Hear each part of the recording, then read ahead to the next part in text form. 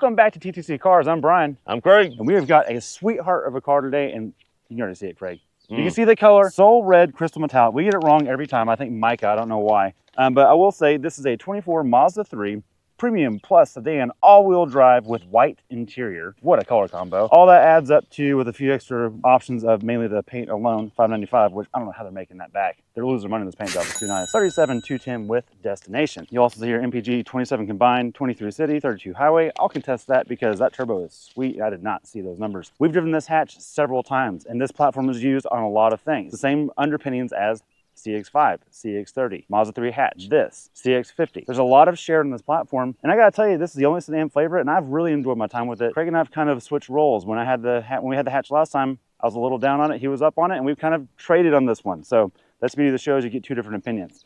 On the nose, we're not gonna spend a ton of time here because we have seen it before. You've got the Mazda beak. Does that point bother you, Craig? Not as much because it blends in with the rest of it. It's not like a CR-V where it sticks out too far. And the Genesis G70, that bothered you, their beak. Sensor is large and in charge, but not too big, and it is also an emblem. You do not get fog lights, which I think is, I get it, it's not necessary. Headlights are so good because these headlights are amazing. My favorite headlights on the market across anything we've ever driven, I think. But I would like to see fog lights down below just for an aesthetic. I'm old, that's what I like. Coming down to the side, I'm caught by the paint again, Craig. This looks like a cherry red, and in the silhouette of this angle, this looks dark burgundy. It changes in every light. It's insane. Wheels and tires. These are the Bridgestone Turanzas. We've driven them several times. They grip fine. They're quiet enough. They get the job done. This is not a Focus performance car. This is probably the perfect tire for it. The profile of this and proportions are better than the hatch to me. That's probably why I like this so much. It doesn't get stubby. The hatch stops about here. At least optically it does. This carries out, and you get a lip spoiler on the rear, which I think just makes it. Look, you know I'm not a spoiler fan. I like this one. It's discreet, and it looks good, and it's got flake in the paint that just pops a little bit better. And the rear three-quarter of this thing is the best. The hatch looks like funky, cool, hot hatch kind of vibe. This is not a hot hatch, and this is not a hot sedan. It's a nice hatch and nice sedan. That's why I prefer the sedan mode. All that covered, let's see what it sounds like.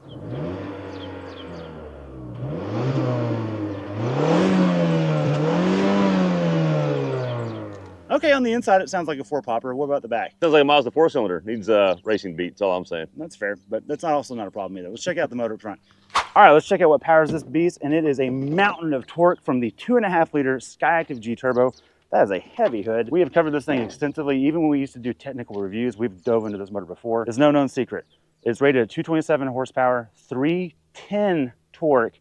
When you dump 93 in this thing, 250, 320. That's formidable. Now, part of my issue with this when it's in hot hatch form and flavor, this is not a revving motor. It's a grunter. It has got a fat, beefy torque curve in the middle, which just walks on competition. But it's not a rev to the moon, tingly, fizzy feeling motor. So that's why the hot hatch doesn't fit for me as well. That's why I like it here more, paired to 6-speed automatic, which is the only option here, and standard all-wheel drive if you get the turbo. All that covered, let's check out the interior with Craig. All right, Brian, let's check out the 24 Mazda 3 sedan, not hatch.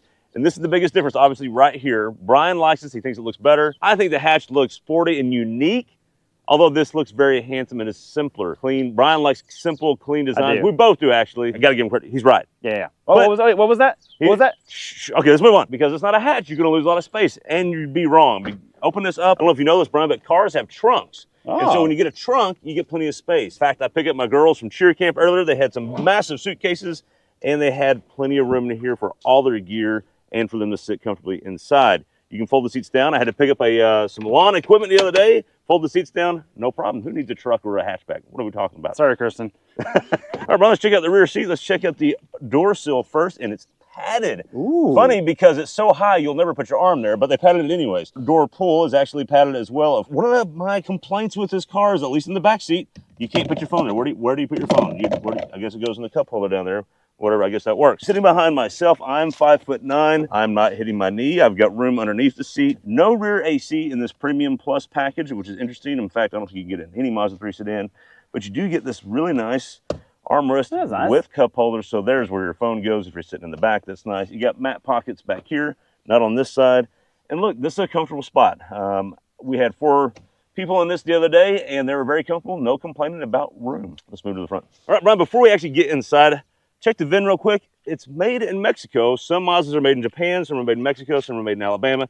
This particular one's made in Mexico. Not really an issue, but let's dive in and see what else we see. Can you overland? Payload, Brian, the payload is 850 pounds. Not really designed for overlanding, but it does have all-wheel drive. Let's get on to the door. The door sill, one of my complaints here, is really high. We'll talk about that in a minute, but it is padded if you can get your arm to it. And then the door pull itself is padded very nice. In fact, it's a soft padding, very deep. It's not just a little bit. Where do you put your cell phone in this car? Again, same spot. I guess it falls down through the water bottle holder. Let's get in here because this is a beautiful looking interior. I love this white and the contrast from the black and the white and the red outside. Let's do the bad first, and then I'm going to get to the good. The bad is, Brian, I sit here. I've got my cup holders ahead of the shifter, which is weird. You complained about that last one. That hasn't gotten better. It's okay once you get it there, but it's kind of a reach. And then my phone goes here, but then where does your passenger put anything? There's not really, you can't put it in the door. Well, let's put it in the pocket. But then you can't get it. And then you can't really put it, you think maybe there's a spot here. That's not really a spot. It didn't really think through it. Look, that's the bad. Something Mazda's done is that you can do plug-in CarPlay, and I think that's the idea. The driver's phone gets plugged in and goes in the console and stays there. Passenger phone maybe goes to wireless charger. I don't know. There is wireless CarPlay. It never connects on its own. Every single time you get back in the car, you got to go through a menu and connect it. Very good point. It does recognize it, but you have to tell it, yes, I want to connect. You think it would just automatically connect. One last little foible. I normally like the seat all the way down, and then I reach the pedals. I can't put the seat all the way down because I think Mazda expects you to sit higher in this car. I have to do this to rest my arm on the sill. Yep. And if I want to sit it on the armrest, I'm so far back in the pillar, I missed the armrest. This is not new. Mazda's been doing this for a long time, and it wasn't a problem last time Craig drove one of these.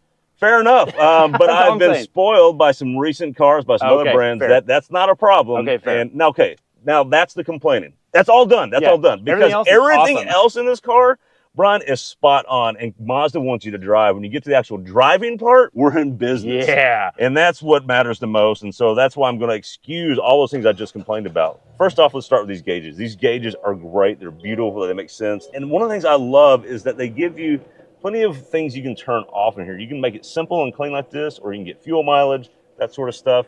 And then if you go into the settings over here in this menu, when you use this, which is the best way to use it, you get used to it really quick. You don't have to worry about touching the screen, which is really nice. It's out in front where you can see. It doesn't distract you. You look here and there, boom, there's your stuff. Most cars you look here and you have to look way down here that's annoying. This is clean and simple. When you get into the settings in here, you can really configure. So look at all the different things you can configure in here. That's really nice.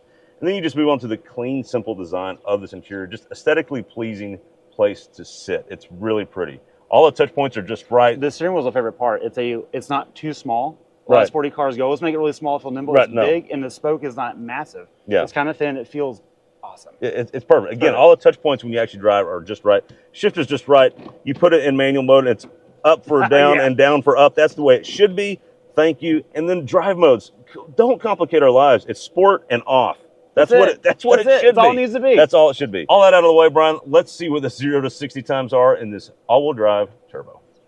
All right, Brian, when the not as sporty because it's not a hatch sedan. It can be slow if it wants to. Okay, well, I hit it. Sport mode, traction off, load that, feel that boost. Whoa, there we go. All-wheel drive.